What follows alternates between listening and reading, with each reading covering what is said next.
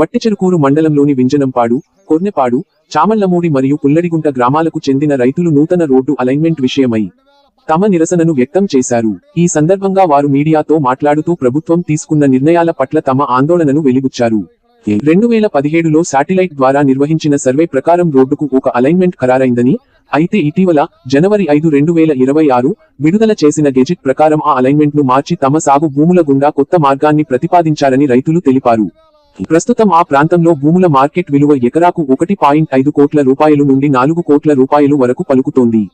కానీ ప్రభుత్వ రిజిస్ట్రేషన్ విలువ కేవలం 10 లక్షల రూపాయలు నుండి 12 లక్షల రూపాయలు మాత్రమే ఉందని, దీనివల్ల రైతులు తీవ్రంగా నష్టపోయే అవకాశం ఉందని ఆవేదన వ్యక్తం చేశారు. అలైన్మెంట్ ను అకస్మాత్తుగా ఎందుకు మార్చాల్సి వచ్చిందో ప్రభుత్వం స్పష్టం చేయాలని రైతులు డిమాండ్ చేశారు. ఇప్పుడు ఈ మధ్య ఏదో జనవరి 5వ తారీఖు 2026లో ఒక గెజిట్ ఇచ్చామని చెప్పి మాకు ఎల్పీ నంబర్లతోటి మాకు ఇక్కడ 250 మీటర్ల ఎల్పీ నంబర్లతోటి శ్రవణమూడి కొన్నోదల రైతులకి మా పొలం లేకుండా మళ్ళీ కొత్త అలైన్మెంట్ అని ఇటు ఎల్పీ నంబర్లు ఇచ్చి జాయింట్ కలెక్టర్ గారు మాకు నోటీసులు పంపించారండి. సచివాలయంలో నోటీసులు ఇచ్చారండి. దాని ప్రకారం మేము జాయింట్ కలెక్టర్ గారి దగ్గరికి వెళ్ళామండి. మరి ఈ అలైన్మెంట్ని 2017లో ఉండే అలైన్మెంట్ని ఇప్పుడు రీసెంట్గా ఎందుకు మార్చారు? ఈ శ్రవణమూడి కొన్నోదల పొలం మీదకి ఎందుకు మార్చారు?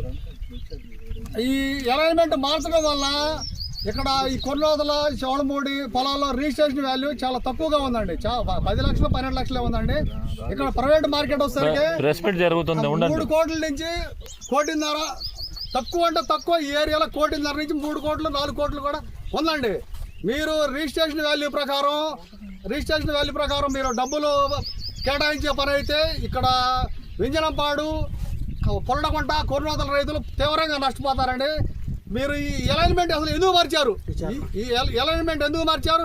విచారణ జరిపించి ఈ శ్రవణమూడి, కొర్నోదల, వింజనంపాడు, పొల్లడగుంట రైతులకి న్యాయం చేయాలని, స్పష్టత ఇవ్వాలని, దీని మీద మీరు విచారణ జరపాలని కూటమి ప్రభుత్వానికి మన వట్టిచెరుకూరు మండల రైతులు మిమ్మల్ని విజ్ఞప్తి చేస్తున్నారండి, కోరుకుంటున్నారండి. మీరు దీని మీద విచారణ జరిపించి ఈ స్పష్టమైన మీరు దీనికి ఇది ఓఆర్ఆర్కి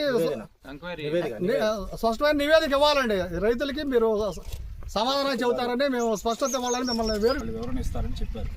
వాళ్ళని అడిగితే వాళ్ళు ఇప్పుడే మీరేమి ఇబ్బంది పడద్దు, అదేమీ గవర్నమెంట్ ఇంకా దాంట్లో నోటిఫికేషన్ మీకేమీ ల్యాండ్ పరంగా ఏమీ ఇవ్వలేదు, మీకు నష్టపరిహారం గురించి ఆందోళన వద్దు, మేమేమి ఇంకా మాకు దాని గురించి క్లారిటీ రాలేదని అంటున్నారు. కానీ ఫస్ట్ విడత ప్రకటించిన దాని ప్రకారం ఓఆర్ఆర్ వెళ్ళటం వల్ల ఎటువంటి ఇబ్బంది లేదు, ఆల్రెడీ మార్కింగ్ చేసి ఉంది. రెండో విడత మలుపులు తిప్పటం వల్ల సన్నకారు రైతులు చాలా కుర్నోతల, చవలమూడి, ఇంజనంపాడు తదితర గ్రామాల రైతులు భూములు కోల్పోతున్నారు. వాళ్ళ మార్కెట్ వాల్యూ ప్రకారం చాలా తక్కువ రేటు ఉన్నది భూమి విలువ. ఆ విషయాలను కూడా మేము సబ్ కలెక్టర్ గారి దృష్టికి తీసుకెళ్ళాం. సార్, ఓఆర్ఆర్ అనేది ముఖ్యమంత్రి గారు, కేంద్ర ప్రభుత్వ ప్రజాప్రతినిధుల కోరిక. ఆ కోరికను మేమేం కాదంటలేదు. మేము భూములు ఇవ్వడానికి వ్యతిరేకం కాదు, ఓఆర్ఆర్ ప్రాజెక్టుకి వ్యతిరేకం కాదు. అదేంటి ఓఆర్ఆర్ ప్రాజెక్టు మన అమరావతిలో రాబోయే 20-25 సంవత్సరాల జనాభాకి ఏ విధంగా ఉపయోగపడాలని దీర్ఘాలోచనతో మీరు ప్రాజెక్టు మొదలుపెట్టి కడుతున్నారు. అలానే రైతు కుటుంబాలు కూడా రాబోయే 20-25 సంవత్సరాల ప్రకారం అప్పుడు మార్కెట్ వాల్యూ ఎలా ఉంటుంది, మార్కెట్ వాల్యూ ప్రకారం మాకు కూడా నష్టపరిహారం చెల్లించమని ఆ రోజు కలెక్టర్ గారి దృష్టికి తీసుకెళ్ళాం. కలెక్టర్ గారు ఏమన్నారంటే, మేము కూడా ప్రజాప్రతినిధుల దృష్టికి, ముఖ్యమంత్రి గారి దృష్టికి మీటింగ్ పెట్టినప్పుడు తీసుకెళ్తామండి, మీకు తెలియజేస్తాము అని చెప్పారు. ఇది మేము